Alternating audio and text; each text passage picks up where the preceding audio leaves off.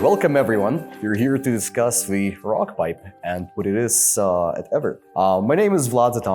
I'm a senior technology development engineer at Eavor and a bit of a resident nerd. And I'm Moab Hassan, and I'm a senior process engineer at Eavor as well. And well, I guess I'm another nerd. All right. So the way we drill these wells, we have a relatively large vertical well bore, which then splits into the horizontal section. Those horizontal wells is where we gather all of our heat and heat up the fluid.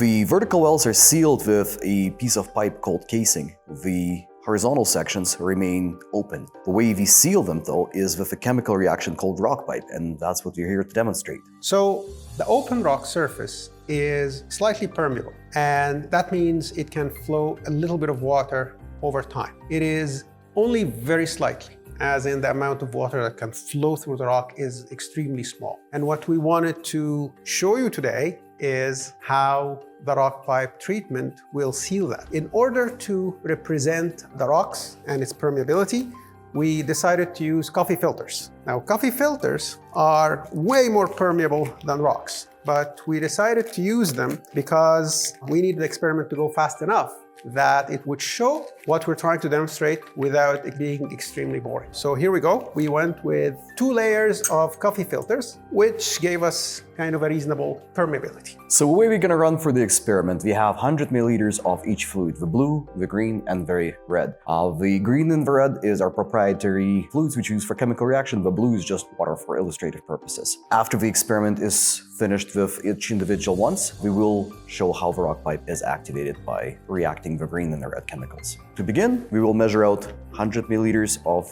blue.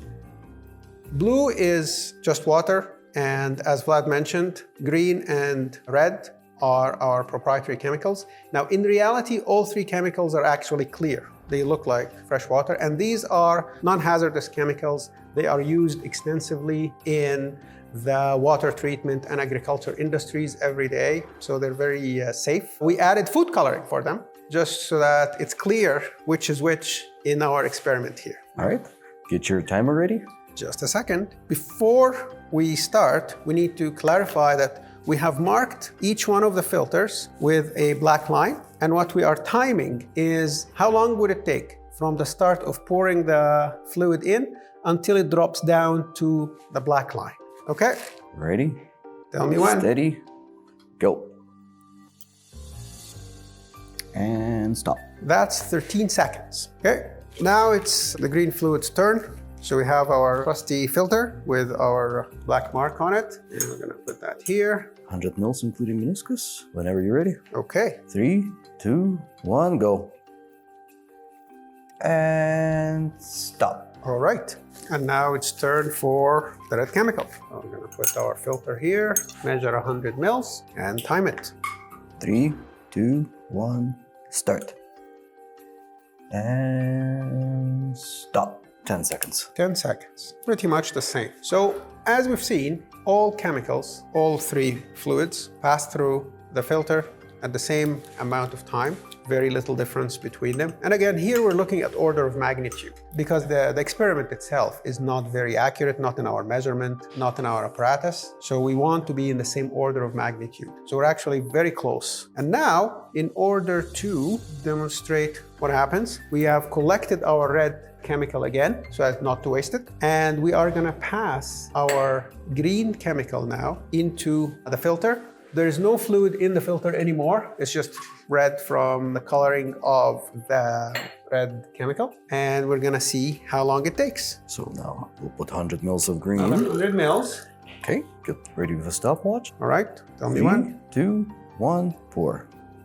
And as you can see, nothing is coming out. We have activated the rock pipe by reacting the red and the green chemical. And now, I think, what do you think? Go for coffee? Well, 14 seconds, slow. You know what? Let's go for coffee, come back, see what happens. Yeah, let's grab a coffee. All right.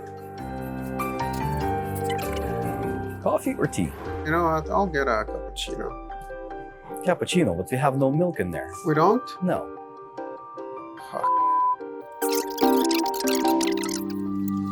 No, I am lactose intolerant.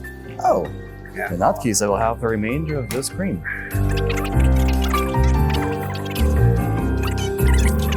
So funny enough, experimenting with coffee at home, Yeah.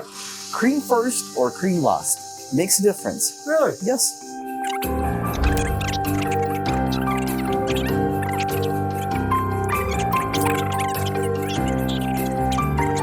All right. Let's see.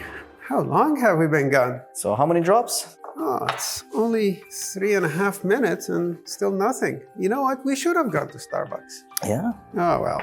Look at that. You can see the rock pipe forming on the funnel. Yes. So, as you can see, we've treated the coffee filter. It's impermeable now. Nothing is flowing through it. Well, I mean, we have a few drops, but these are mainly the ones that already passed at the very beginning when the reaction was happening, and they're very slowly dripping through. Otherwise, liquids are just sitting there. We will wait until exactly 5 minutes, but we are pretty confident if we had actually gone to Starbucks for coffee and back, we would still be sitting at the same level. So in the field applications, we see the rock pipe decrease the permeability of the formation anywhere from 10 times to 100 times, depending on how that formation is permeable. In many instances, we're able to seal it off where the leak-off is nearly eliminated. How's your coffee? A little too warm.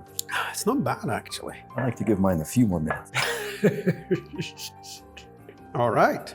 And that's 5 minutes. There's 5 minutes. So we've sealed the coffee filters. As we have demonstrated, the rock pipe is very effective at sealing basically anything which is permeable. We use it very effectively in our field applications, sealing the wells. Once again, I'm Moab Al-Hassan. I am with Eavor Technology. And Vlad Zatonsky, thanks for listening. And we've sealed coffee filters. Thank you for watching.